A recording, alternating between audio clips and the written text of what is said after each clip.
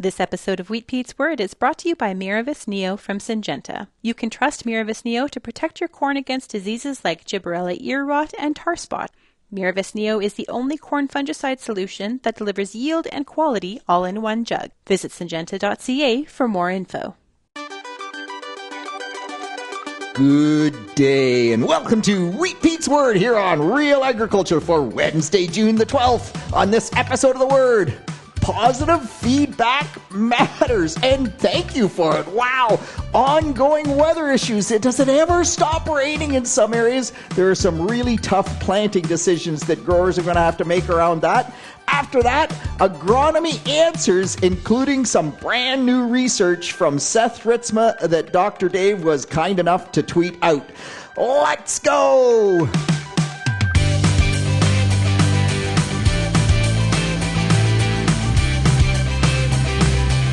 Wow, yes, the positive feedback. Man, I can't tell you how much it picks me up. I get messages and people will say things like, I'm a huge fan. I listen every week, Pete. Thank you so much for what you do for Canadian agriculture. As I approach my next calendar year, I'm going to be another year older. I kind of think, man, how long? I'm not a young guy anymore. How long do I keep doing this? All that positive feedback, it's just like, yep, we're going to keep doing it because it just lifts you up like you would not believe, as Nature Nut Nick learned long ago. Positive feedback and you just want to do more. Negative feedback and you just want to walk away. So as you go through life, please remember that positive feedback, such a wonderful outcome. Negative feedback just about always is a bad news situation. Try to give that positive feedback. And to those of you giving it to Wheat Pete, thank you so much. Keep it up. I love it.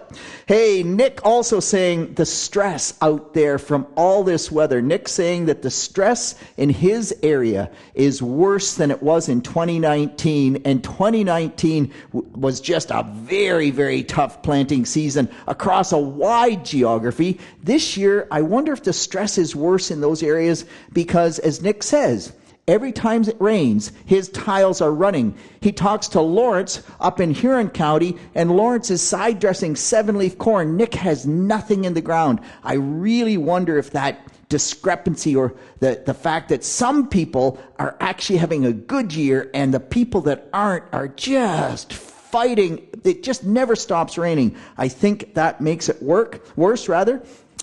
Tyler saying, another 33 millimeter rain in 15 minutes at his Ancaster location, or where he hasn't got any crop planted. And it actually took residue. Tyler's a strip tiller, so that residue had not been touched. It's in the middle of the row. And guess what? It washed that stuff right down to the fence row. That's how forceful that rain was. And you just go, oh my gosh. So yes, there's tons of stress out there. I had a call from a dairy farmer who has yet to get any silage corn in the ground. I could just hear the stress in his voice. Really tough. Pick up the phone, make the call. How are you feeling? Are you doing okay? Another thing that really matters, I know I focus on that a bit, but it's really, really important. The other thing that I need to keep focusing on is safety. So Jamie calling me up and saying, Peter, man, you talked about, making left turns and turning your flashers off. I had such a close call on Highway 7. Great advice. Keep it up. So here's another story that Johnson experienced. Turning out onto Highway 2, and a sprayer goes by with his flashers on, well lit, fully on the pavement, which I totally support. And there is about a half a kilometer of cars built up, traffic behind that particular sprayer. They got past, Wheat Pete pulls out behind, and sure enough, just a little bit further up the road, that sprayer operator found a good laneway, because Highway 2 is narrow there, good laneway that he could pull fully off, and he stopped and let that line of traffic go past him. So kudos to that operator. Let's all be courteous, but let's all also be safe. Because if he ran on the gravel in that situation, dust storm, people try to pass him when they couldn't. Just be safe. Think twice, act once. be safe. All right, I got so much to cover. I got to get going. First off, Agricore, unseeded acreage benefit. June 15th is the deadline for corn. If you're not going to get corn in the ground, phone Agricore. You need to give them that heads up. And by the way, if you are the dairy farmer that needs silage and you're sopping wet, they're calling for rain tomorrow, you're still going to plant corn, well, you take the unseeded acreage benefit and you still go plant your corn on the 17th of June if you have to, because that's what you need to do. And we'll talk about how to manage that in just a second. Before we go there, though, the other thing that I want to hit is with all this rain and all the warm temperatures, we really wondered, and in fact, I talked about this back in February, March. Oh my gosh, record heat in February. The bugs will be working. It looks like we might just have higher than normal nitrate levels, organic matter release, so that we can cut back our fertilizer nitrogen or maybe get higher yields with the same fertilizer nitrogen. And then along came the wheat crop and all that sulfur deficiency. And we kind of said, man, I'm not so sure that we have that organic matter release. What's going on here? And now we're getting soil nitrates. I talked to Chris Rowlands from Honeyland Labs, and Chris has gotten a bunch of samples in. Now, it's a bit early for those samples, and that does play, but when he looks at over 100 samples with no fertilizer nitrogen applied, the average soil nitrate level that he got is 6.8 parts per million. That is crazy low. It should be at least 9 parts per million. Maybe if you add a week of mineralization because it's a little early, you could bump that 6.8 up. But we do not, I repeat, it does not look like we have increased soil nitrogen available. If anything, the excess moisture has reduced that release out of the organic sources, the red clover, the manure last fall. And so in that situation, man, make sure you do the soil nitrate test. That's the only way to know for sure. But it is not a year to reduce nitrogen levels, even though we thought it probably would be. We were just wrong on that note. All right, let's move on. And some incredible data from Seth Ritzma, his master's thesis. Dr. Dave tweeted it out. We'll put the graphs in the post here. But up until June the 15th, you can still plant corn, still get good yields, but in order to do that, the data is quite clear. In middle of June, you cut back your heat units by about 300. And this is interesting because the Elora data and the Ridgetown data, now Elora is quite a bit shorter season than Ridgetown, but in both locations, you cut back the crop heat units by about 300 or about 10 days. If you're at Elora, you normally grow a 92-day corn, you would cut back to about an 82-day corn. Or if you're normally 2,900 heat units, you cut back to 2,600. Of course, once you get shorter than that, it gets tougher to do. But the other thing was that you have about a 70% yield potential. Now, wait a minute. Don't say, oh my gosh, I lost 30% in yield potential. No, you have 70% yield potential of what you would have had could you have planted on May the 8th or something early May and the soil was fit. Because in all these locations, when they did these trials, they could plant on May the 8th. You don't have 70% of your yield potential of May the 8th because you couldn't plant on May the 8th. You have 100% of your yield potential of what you could when you planted. But the data would say that you probably suffered, kind of 25 to 30% yield loss based on what you could have gotten had the weather allowed you to plant on that May 10th date. With soybeans, you do not shorten up, and the data, again, Seth's data is very clear. You stay with the same maturity. The only reason you would shorten up is if you want to get wheat planted there. Stay with the same maturity. That's the maximum yield that you can get. But interestingly, again, if you could have planted in early May, mid-May, now the soybean yield potential is about 80%. So soybeans, we say they don't lose as much. They've lost 20% of their yield potential. Corn, 30% of its yield potential. in situations where you could have planted earlier. So I think that's just kind of really cool stuff. Okay, Bobby, by the way, saying, Peter, I still want to plant some corn. How many heat units have we lost? Where do I find that information? Oh my gosh, Bobby, don't look. The data says reduce 300, go to the field, plant the corn. It doesn't matter what we've lost. What matters, what we're going to get from this point on. All right, I got to move on. And a few quick notes that are kind of alerts. First off, tar spot. Albert Tenuta, provincial pathologist. Tar spot has been found in Indiana already. That is 3 weeks earlier than normal. So this is not an alert, but this is a, hey, pay attention. On the early planted corn, VT is probably still the timing that's going to work. So we're not walking away from that. On late planted corn, on corn that's going into the ground, June the 14th, 15th, 17th, 18th, we really have to pay attention to that corn because it's going to be small when we could have significant tar spot pressure. So just have that in the back of your brain. And the fact that it's in Indiana 3 weeks early means that it's likely if they have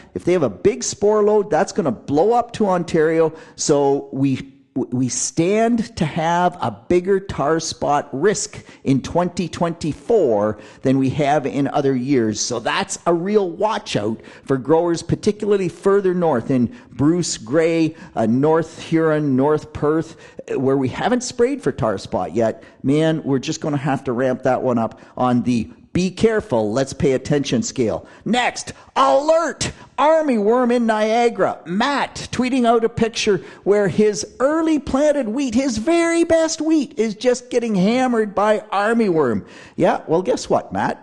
The armyworm moths, they come in on the thunderstorms way up high in the jet stream, but they can still look down and say, that's the best wheat field, and that's where they lay their eggs. So we are moving through the life cycle of the wheat crop. If you're past about if you're halfway through grain fill, armyworm, unless they clip the heads, you don't bother spraying them, but they are out there, so get out there and scout, and certainly scout the best wheat fields first.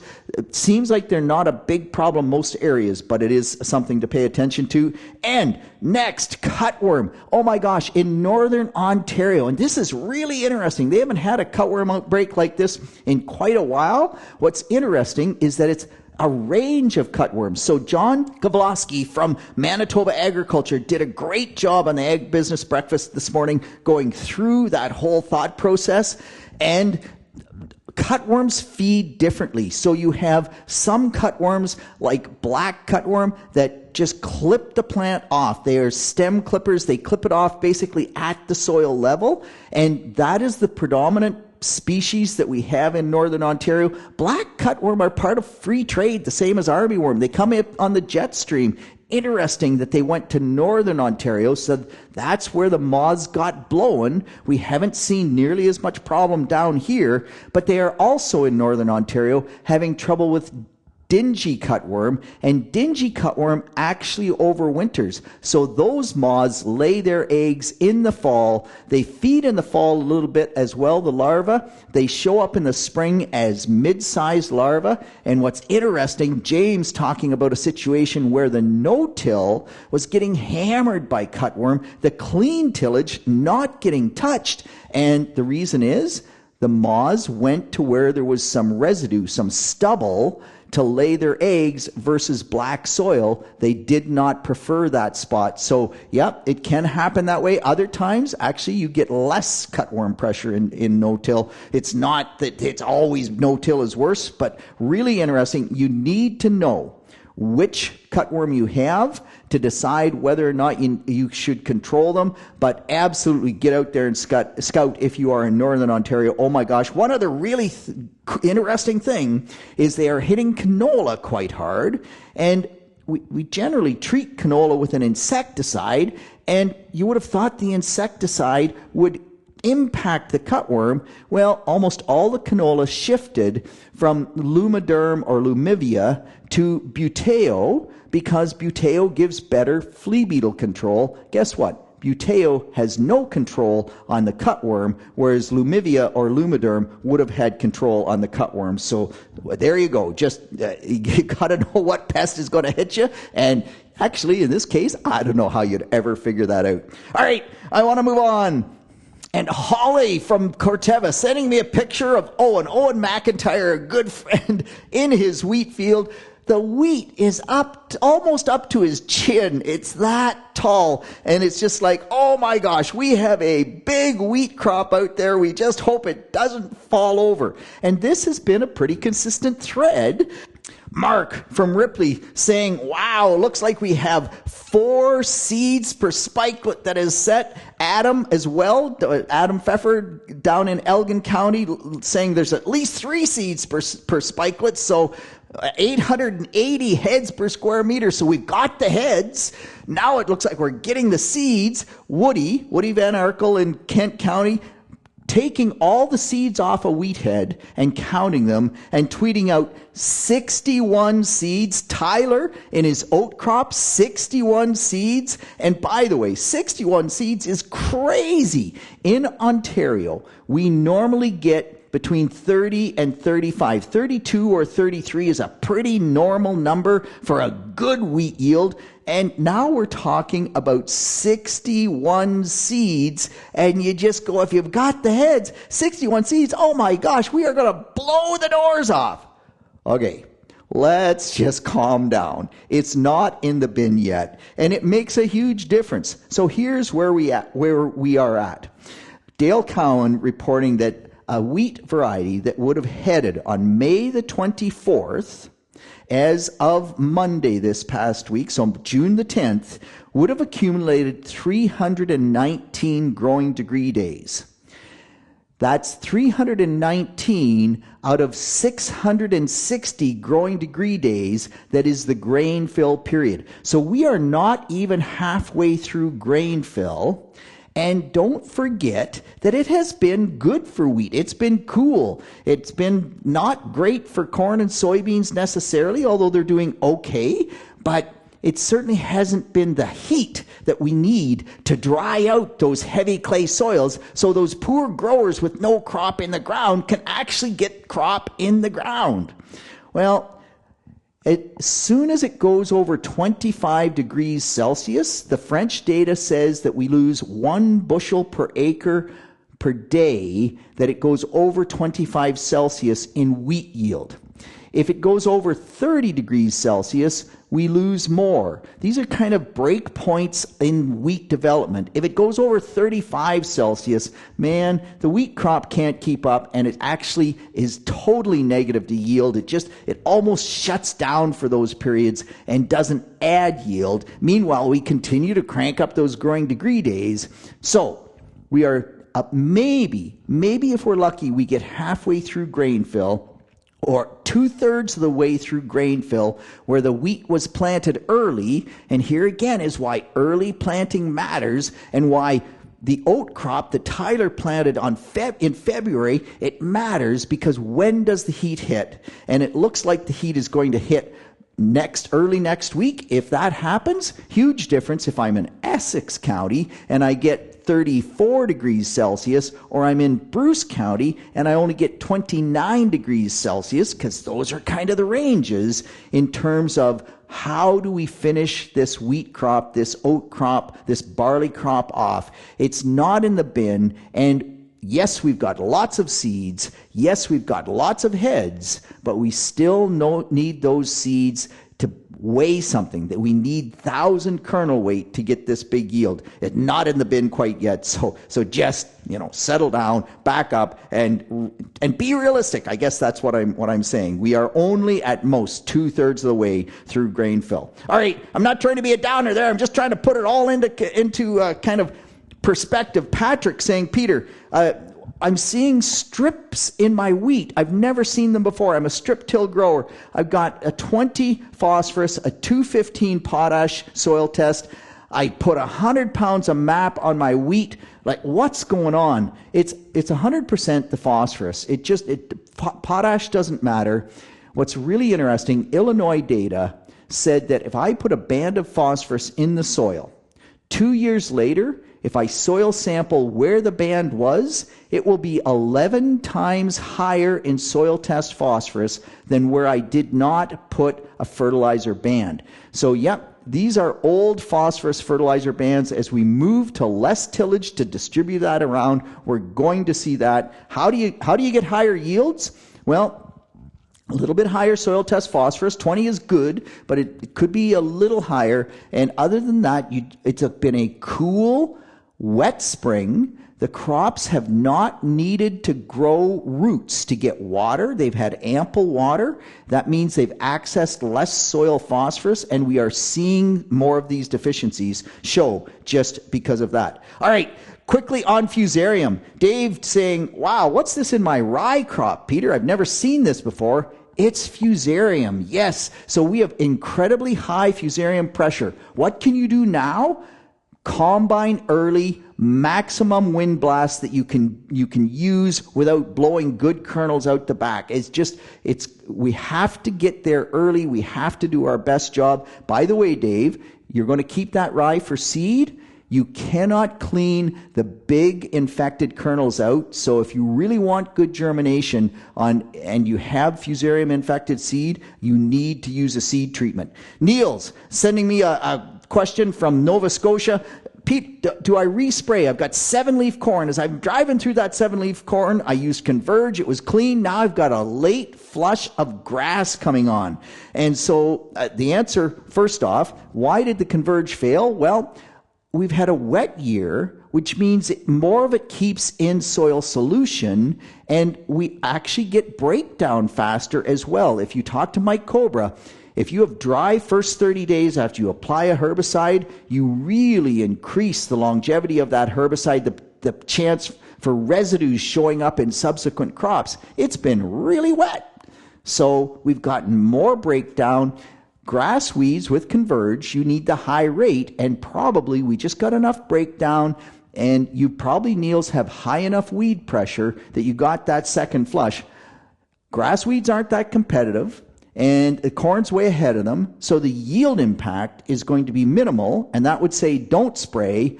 But man, if you let those weeds go to seed, you will fight them forever. They were thick in patches. Niels, get out there. You have until 10-leaf corn to clean up the corn with glyphosate. Just get out there and do that job. Nature Nut Nick saying that, wow, in his corn, in his fields where he got the burn down on mid-May, they are staying clean. Where he tiled that ground a year ago, he's seeing lots of weed pressure. Why is that? Because he's a no-till guy. He's kept good weed control, and there's not many seeds at the surface anymore, so he doesn't have high pressures. So that's why I want you to spray that, Niels. Meanwhile, where he tiled the ground and worked it up, he brought up all those old weed seeds. Brett, pay attention to this. He brought up all those old weed seeds, and they're now germinating and causing him a problem.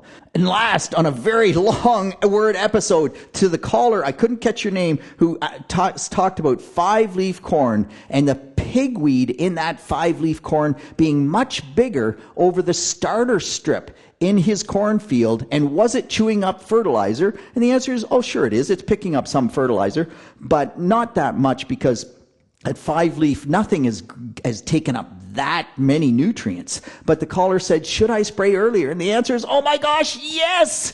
Do pigweed love nitrogen? Are they luxury feeders? Yes, they are. That's why they're bigger over that starter strip. We've seen that many, many, many times. But if you have 5-leaf corn and big pigweed, you are losing $11 a day for probably the last 10 days in corn yield, 1.7 bushels per acre per day. Next year, spray at 1-leaf, spray at 2-leaf corn, use a soil-applied herbicide. Do not let those pigweed get that big. And with that, that's it. That's all. On behalf of the team here at Real Agriculture, this is Wheat Pete with the word for a very long word for Wednesday, January the 12th. Hey, keep the comments, the questions coming. Keep the positive feedback coming, because everybody loves that. We'll talk to you next week. Thank you for downloading this episode of Wheat Pete's Word, brought to you by Miravis Neo from Syngenta. You can trust Miravis Neo to protect your corn against diseases like gibberella ear rot and tar spot. Miravis Neo is the only corn fungicide solution that delivers yield and quality all in one jug. Visit syngenta.ca for more info.